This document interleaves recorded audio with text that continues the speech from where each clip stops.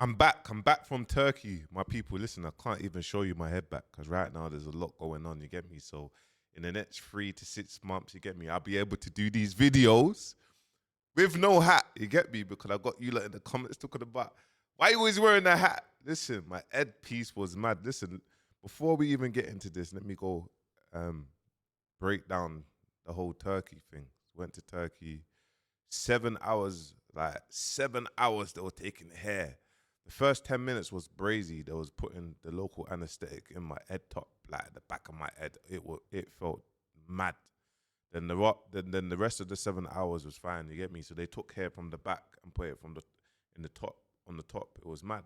In the hotel, I see about 50 people like walking like how man was walking. I was thinking, I just felt violated. I'm thinking, what is going on? But listen, the after effects, it looks like it's gonna be really serious. Obviously, uh I can't leave well, I can't do anything for the next 10 days. After 10 days I can start walking. When I get to 20 days I can start obviously going back to the gym, light weights, cardio, and then in a month, after a month, then I can obviously lift heavy weights. In a month I can't sunbathe, you get me, I can't go in the swimming pool. But it's all good. So you got more time with me, guys. There's gonna be much more videos, more breakdowns, more time in my house. Anyway, I'm an introvert, so I'm happy to be home. So that's just a little update. Obviously, going to Istanbul, visiting. There was lots of history there, man. I visited the mosque, the two mosques. One mosque was like 2,500 years. It used to be a church. I started seeing like a lot of like up like at the top there was like a lot of like eyes and that. And I was like, why is there eyes in the masjid? You get me? And it was like, oh, this used to be a church. You get me? But when it made sense. And then obviously across the road you had the blue masjid. It was 500 years old, so there was a lot of history walking around. You get me? I was there by myself, so it was like I was happy just to stay in the hotel, man. You get me? I'm a bit paranoid. You get me? You know, when you go to different countries, you always feel like something bad's gonna happen. You get me? Had a Turkish bath. Yeah, the Turkish baths were serious, man. You get me? Had a massage, I trained. Yeah, man. So I come back ready, man. I'm gonna get into this. I want to talk about therapy. I want to talk about. Uh, I want to talk about when we reach certain levels. Like if we're content creators, rappers, footballers, actors, there's a lot of pressure on us, isn't it? There's a lot of pressure on us to deliver. There's a lot of pressure, especially artists. It's like if they get that one hit song and they start blowing, they get the one song and connects, or look for Twist or etc. like Arrdee or whatnot. Cause I started seeing some. Obviously, he's back to releasing music, and I started seeing various things online. You get me? And he opened up, so I'm gonna play it, and it made me realize, like, obviously, we're very educated now. Back in the day, 6, 7 years ago, we didn't kind of know what the numbers were, the charts. We just knew like 100K views, or just get a GRM premiere, or just get one of them. Do you know what I mean? Just get one of them. If we get 100K in a day or a week, that's amazing. But now we're very like intact with like UK laughs on Snapchat, and obviously UK rap numbers. They actually talk about in depth with the numbers, how many streams, how many hard copies was sold, etc. And then obviously us as supporters will determine by the charts if that artist is falling off or not. And this is what I mean about like we're in a whole rat race. Is a whole lie. You get me? Like the charts, we determine things on the charts, and you get me? We're basically paying Spotify. We're paying Spotify. You get me? Every artist is just funding Spotify. You get me? Because the sort of money, you get me? We're funding Spotify and labels. You get me? Because the whole money, like if you look at artists, they get 4,000 or 5,000 or $3,500 per million streams. Do you think that happens with the labels? Of course, the labels are not going to get the same rates as what an artist gets. You get me? So the recoup is it all makes sense, and a lot of labels own shares and percentages of Spotify. You get me? But anyway, let's get straight into the Arrdee thing. Let's just flip my screen and then we'll just go from there. You get me? Been out of touch with everyone and myself, to be fair. Big shout For out a to second. Festify as well.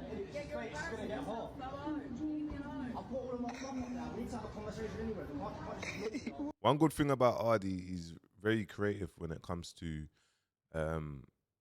One good thing about Arrdee is very creative when it comes to PR stunts. I remember me, Tyrone, and a guy called Tommy, that was on TikTok. We done a PR stunt for him. You get me? You know me, I always get trolled in the comments. You get me? But it was a PR stunt, and Tommy was meant to go online. Well, Tommy went online on the live, me, Tyrone, and that, and he was like, "Oh, H," and boom, boom, boom, man, just getting onto him. You get me? But that clip, big shout out to his manager as well. You get me? That clip and him, it went viral. You get me? He got posted on all the blog pages, and then all the other blog pages picked it up, spoke about it, and then he released his song. And I think that is genius. Like I love things like that. You get me? Because you know the internet is just sometimes not everything you see is what it is. You get me? So yeah, man. But just take this in. What is this guy doing? Come and open the fucking door. No. Man's having domestic. I've got my work phone up there. At least leave my phone. Let's have work. Oh.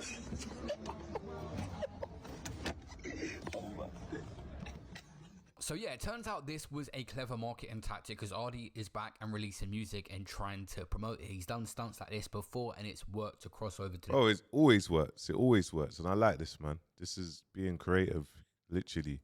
Music, but where has he been? It seems like Arddee's numbers are dropped and not many people have paid attention to the fact that he spoke out recently about why and what he's been up to. Yo, people. I see the little video that's going around to me online. I don't really like to talk too much. A lot of rappers nowadays blow up overnight with a TikTok era. It seems like Arrdee was just catapulted to the top of the industry straight away. When he jumped on that remix was the massive break he had, and he followed it up with a few more hits like Flowers and Come and You Go. And it seems... Guys, look at his numbers. Look at that. Nearly 50 million views, 34 million views 3 years ago. This is what happens. Like, see, when artists start blowing up, they blow. Obviously, there is gonna be. Listen, you can't be number one for 10 years, can you? Or 20. Well, Drake's been number one for a long time, but there is gonna be a time where someone takes your place. You get me? And it's very important if you're a footballer and you're that number one. You're the guy that everyone says you're the next stop, or England, everyone screams about you. It's very important that when you're making money, you invest in other areas of business, whether it is real estate, whether it's in property, and you know, okay, cool, I'm going to set up an Airbnb business, or I'm going to let property, or I'm just going to buy property and do them up and sell them. Just build up your portfolio so you can know, okay, cool, I'm not spending my money on the Louis Vuitton or the Gucci or whatnot. I've got my money in assets, you get me? And the money that I was going to spend on that watch, I've got it tied up at the moment. So, you get me? It's very important that we look into these things. And as soon as you start reaching your peak, or you start reaching, not even your peak, as soon as money starts coming in, you put it in the right areas. In fact, just recently, it's more been freestyles that he's been dropping and not as consistent. Not only that, the main thing you will see is just a TikTok or IG clip of him popping up somewhere way too drunk, and it seems like he was just living his best life, which most 18, 19-year-olds who become a millionaire overnight would do. Clips like this. So you see that? It's okay for you to have fun, man. It's okay to live your best life, but if you start doing it excessively, then it's like, okay, cool, we need to look at what sort of people we have around us. Like, who do we have around us to keep us on the straight and narrow? You get me? Who do we have to make sure, okay, cool, he's doing something constructive, but it's like there's a lot going on, especially when you're in the public eye. You don't even know where to think or how to think. And trust me, the internet and real life is totally different. In the real life, everyone is a fan, and everyone wants a picture, and everyone wants to speak to you. Maybe in the internet, you might have a bit of mixed stuff, but do you know what I mean? It's totally different. This never affected him. It suited his party lifestyle type music. Someone who said, good lad, he's still entitled to have a life, just like others. It's good to see, because so many people are scared because of the media. He did actually drop a hint that the record labels may have had an input into what was happening in his career now as well. When's the next single coming? It's techie, you know what record labels are like, bro. Arrdee went from no matter what he dropped getting at least 5 million views to over the last year or so not hitting even 1 million on his last couple and 100,000 in 3 days on his recent freestyle. And that's I want to break this down as well, guys. Like, we always look at views, like millions of views or this views or that views, and trust me, there's a lot of artists here, and this is what I mean. Like, a lot of people are not going to be happy for me saying this, but music videos are played out, guys. We're in 2025. Short form videos is where you need to be. The £10,000 budget that Arrdee maybe has spent, he could have got 100, 200 short form videos and spent the rest on digital ads, driving people to listen to the song. And I promise you, it would have performed better. There would be less pressure on him, because what happens is we look at people's numbers on YouTube and we start looking at the numbers, and then you start seeing a decline, and in our heads we start saying, oh yeah, that person's fell off. Okay, cool. I ain't doing no videos for a while. I'm doing short form content. I'm being very creative, just like how you saw him be creative when he's doing the PR stunts, and I'm gonna drive a lot of my sound on TikTok. That's where it needs to be, you get me? And then Insta, I'm gonna use the Insta to obviously make the Insta look professional and kind of work on the both with, obviously, we've got the YouTube and we've got the Snapchat and etc. etc. But the short form content is where we need to be. Because the long form content, what's happening now is we're having people just say that, oh yeah, the views are dropping, we're falling off, and we all kind of see that, you get me? I've got artists that's come to my villa that's from Sweden that's got 100 million streams from no music videos. None. No music videos, just pushing their sound out on TikTok. So what does that actually tell you? That's the main thing I think with Arrdee. He's mainly been doing just freestyles and the actual hits that was working for him. But there's been more to the story, and he spoke out about what's been happening in these last couple of years and the break he had to take from it. Yes, what's happening? It's been a minute. I wanted to do a quick life update video, you know. I feel like I've been out of touch with everyone, and myself, to be fair, for a sec now. And I want to change that, get some things off my chest, and bring you lot up to speed. If we go back a bit, like around the time Home from My Heart dropped, and onwards, so like 2023 and onwards, I kind of lost myself in the partying and drinking and turning up and just escapism, really. I mean, I came into the game young, you know, 18, Mr. Lit, Mr. Big Energy. Like, by the time I'm 19, I'm touring Australia, Europe, bought my mum the big house, I'm the breadwinner of the family, I'm providing, I'm traveling the world, partying and girls, and it's all a lot and it's all mad fun, you know what I'm saying? But it can become too much, and it's easy to lose yourself in all of that. And it started to become my vice, which then affected the music and my concentration, and just my priorities just weren't straight. I was damaging myself and my relationships with my team and people around me and my mum. I had family issues go on, and my brother got sections and went into psychosis, which made me go on a bit of a downward spiral.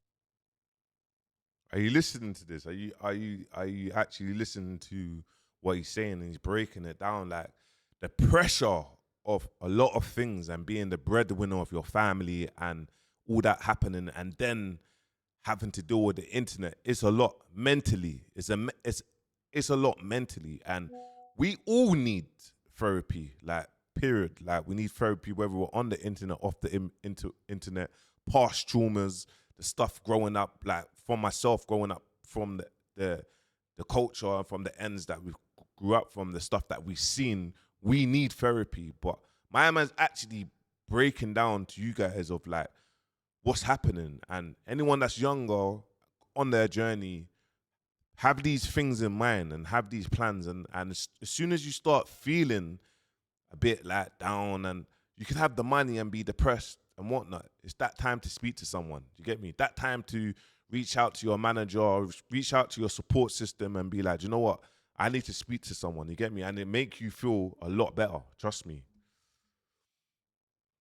Spiral for a period of time, and I just weren't mentally invested. I'm still making music and dropping tunes, but most of them ain't reflecting how I'm feeling at the time or coming from a real place. And don't get it twisted, obviously we still got some good music out of that, like Liquor and Cigarettes with Chasing Status. That come from somewhere real. Like, Hey guys, don't you feel that Chasing Status is a cheat code? Arrdee chasing status. Stormzy #1 chasing status. Quangface chasing status. Bruv, chasing status is a cheat code, man. They're doing some serious things for our culture. Big them up.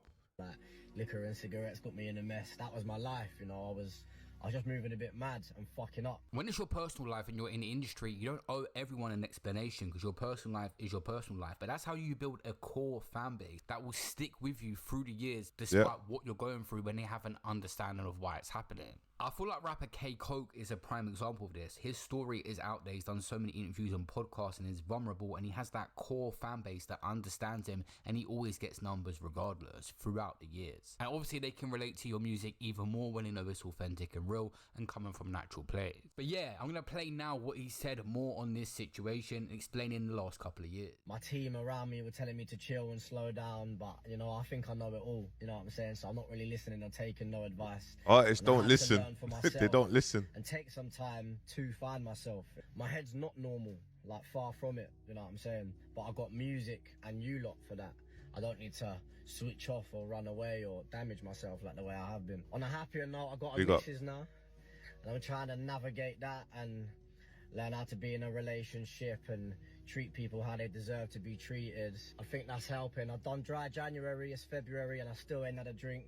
And even when I was drinking and turning up Christmas time, New Year's, like learning and teaching myself how to have a good time and not take it too far and go into that downward spiral. I got ADHD, so I got quite a few addictive tendencies, and it's just about navigating that and becoming self-aware. It ain't all doom and gloom though, you know what I'm saying? I'm happy. I'm in the gym, I'm feeling good, I'm still that guy, I'm still him. Solid. Still late for really and all of that, you know what I'm saying? To all my haters and that, I ain't done pissing you off, I'm still smiling. I still love myself. Man said to all my haters, bro, everyone gets haters, my people. So don't ever feel like, oh yeah, I can't jump on the internet and do whatnot, because the haters are fans, and whatever they project, it only gets you noticed more. So just take that one in, man, and keep on going. I love myself even more now than what I did before. So if anything, it's probably going to be a lot worse. Finally finished my project. You know, I feel like I've changed it 10 times over now, but I've been doing so much growing and evolving, and that definitely reflects in the music. Like, it ain't going to be what you expect it to be. You're still going to have some of that on there, but there's so much evolution of me on there. It's mad. There's probably bare stuff I missed, but that's the main gist of what I wanted to get off my chest. And I want to chat to you lot as well, like what's everybody else been going through since I dropped my first project. Talk to me in the comments, for people to be honest and vulnerable. I want to have these conversations. I want to get to know everyone again. I feel like everybody's going to get to know me again. Do you know? I'm going to stop it there, man. Powerful, man. I got a lot of respect for Arrdee. I got a lot of respect for Arrdee and his team. And the fact that he's come out and he's opening up, you get me? And he's trying to reconnect with his audience. Because that's my thing. I always say, look, there's disconnects. Guys, you can't go quiet or blow up and not give back to your audience, is your supporters. They're the people that brought you there. So just remember that and always be able to kind of create something or give back. This is why a lot of artists make music, and the music that they make, they can really connect with their audience differently. Do you know what I'm trying to say? So it's like, and then there's a lot of artists that obviously they go quiet and they live their life and they make the money that they make, they progress and they do. And then the audience is like, sometimes there's no way in or there's no like, people need some sort of gems or a direction. Sometimes you can be stuck or be low. Do you know what I'm trying to say? So when you've gone quiet for a year or whatnot and then it's pop out like, I got this mixtape or buy it, it's like, people just, they're not going to really connect with it. But if you really connecting with your audience from the start, it's like they're locked in it, and they're doing everything that you tell them to do, you get me? And it's genuine, innit? So yeah, man, I'm going to flick the screen shortly. I wanted to speak about something else growing up. Listen, the area that man grew up in South London, and there's a lot of peers, there's a lot of public figures that I always, on this channel, I'm going to give flowers to everyone, because I think that it's very important to keep our money inside our culture. There's a lot of people that take our money outside the culture. There's a lot of people that we always sell for less, you get me? And it's very important that we give people their accolades, you get me? there's a brother called Ray Stefan, you get me? And I done a talk at one of the schools that he was obviously doing when he had his academy going. He had um, he's going from schools to schools, and he was just helping the youth. You get me? I done a talk at one of the schools, and I've been locked in. And he's a motivational speaker. He does a lot. You get me? And now he's opening up to kind of tell about his traumas and him growing up. You get me? And I relate a lot. You get me? I relate a lot. Growing up in South London was hard for us. You get me? And family households was really hard. Going through a lot of things was hard. You get me? And then we didn't understand it. We didn't understand it, like why we're going through that or whatnot. So I'm gonna go through 2 of these videos. You get me? They're like 2.5 minutes, 2 minutes each. You get me? Just before I wrap this up, man, and you can take this in, man. Episode 1. From firearm charges to losing loved ones and being exposed to so much gang culture, no child should have seen half the things that I saw. But to tell the story properly, I have to go all the way back to April the 12th, 1990, when the first setback took place. It's the day that I come into this world, where I came in severely premature. So many organs hadn't even been developed. So imagine, my mum's had me, got bronchitis, got a hernia, she can't do skin to skin, and all of these things that people usually do. It took me 4 to 5 months to eventually come out of the incubator and eventually Crazy. go home. Yeah, that's right, that was the story. So after leaving the hospital, finally make it home to Stockwell Wandsworth Road, the place that I got all my childhood memories, some good and some bad.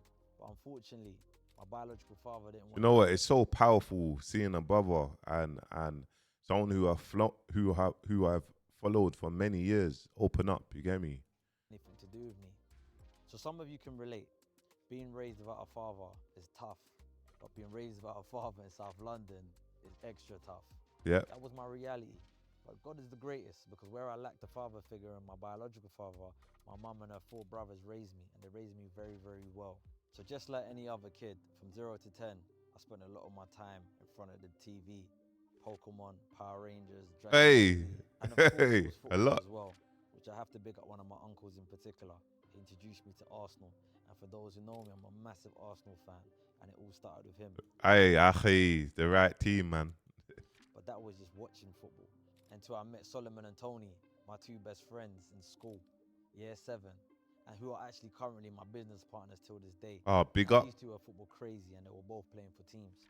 So they put me on and got me started from the school team, which I then later on became school captain and realized I actually have a decent St. talent. John's I'm so Apostles. grateful to That's them. the place I've I'm done so a grateful to talk at. football, because football was just more than 11 men just running around kicking a ball. It was actually an escape, an event from what was going on in my environment and actually at home. That was powerful. Let's go on to the next one now, my people. Let's go to the next one, man, because it's very important. This one here is deep. We spoke about the 0 to the 10 adolescence years. Here we are now, 13 years old, playing football. The world's your oyster, right? My sister get pregnant, but she's only 16. So I'm in year 9 at 13, and I've become an uncle to my beautiful niece. My mum's then gone from mum to super gran, and someone had to get neglected, and that someone was me. My stepfather, big him up, man, an amazing man, but he came with baggage. Imagine getting married, but in the first year of marriage, you find out your sister, your oldest sister, has been murdered by her own son. Yeah, I said that. Take that one in. Imagine the trauma that you're going through from young, finding out your stepdad's sister has been murdered by her own son. And this is the stuff that we go through from when we're young, and we think it's normal. Like, in our heads it's normal, and we don't realize till we're older, like these are the sort of things that we've always remembered, and these are the sort of things that we have to kind of deal with life, and it always pops up. It's crazy, man. It's actually crazy. That her own son, his nephew, ended up stabbing her 18 times. Ooh. And so rest in peace. Crazy, R.I.P. right? Goes again. His dad, when he was young, ended up going AWOL. That same year, his dad pops up. We thank God, right? finally get your dad back after 40 years, but in the year he comes back into your life, he passes away. Trauma not transformed will be transferred. Whew. That's exactly what happened here. Yes. Despite him being a great man, the trauma wasn't transformed, so it did transfer. So as a youngster, I had this condition or ways or whatever it was that I used to wet the bed until I was about 13. Now as an Wow. adult, I've looked into it. They say it's either being anxious or some sort of trauma. But at that time there, you don't know why you're doing it. Now every single time I used to wet the bed, unfortunately, my stepfather would discipline me. What was labeled as discipline was really him venting and dealing with his unprocessed trauma. So basically, he's saying that every time he used to wet the bed, his stepfather, he said it in a nice way, his stepfather used to bruck him up, would discipline me. And in them households, in the black household, the Nigerian or Jamaican household, or you know what I mean, the black household, discipline is discipline. You get me? Like I used to get disciplined for being naughty. You know what I mean? I used to get disciplined for being naughty. You get me? But I never take that back. But yeah, man, powerful. As you can imagine, at this point here, I'm just vexed. But I'm vexed at one person in particular, and that's my mother. Because how I'm seeing it at that time is, how have you let this man come into our lives and he's just disciplining me? But now as He's saying that he didn't understand that why he was getting beaten by just a man just coming to discipline me. Like I didn't understand that, so I held resentment for my mum because this is what happened.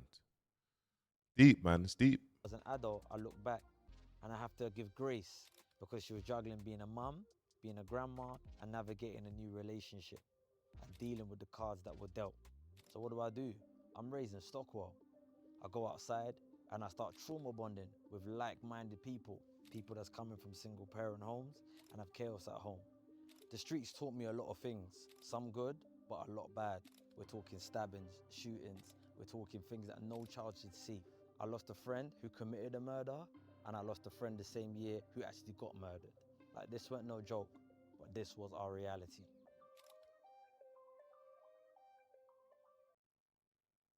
My people, and this is the life that we need to, this is the life that we live. You're from the UK, America, all around the world.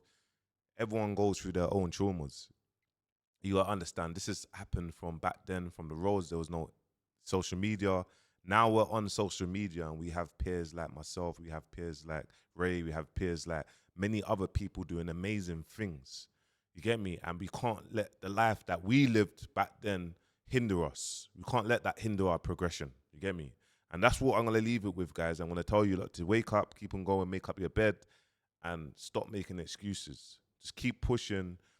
The reason why I'm posting 365 videos every single day is just to show you guys, bro, we wake up, we eat food. If we don't eat food, we're going to die of starvation. You get me? So me waking up and praying 5 times a day, or having 20, 30 minutes of my time to record content of my experience, mindset, and what I think how we should kind of navigate, bro, that's nothing. There's some people procrastinating what people actually think. I got people posting me on blog pages to boost up what I need to boost up. I got people posting me on YouTube pages, whether it's good or bad, it's all great publicity. Trust me, man.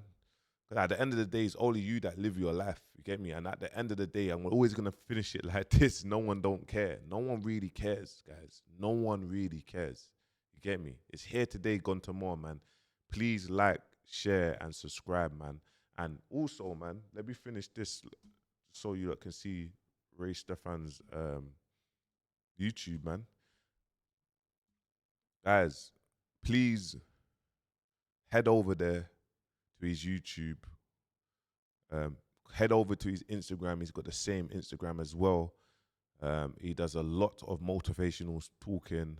Subscribe, you get me? And yeah, man. Peace.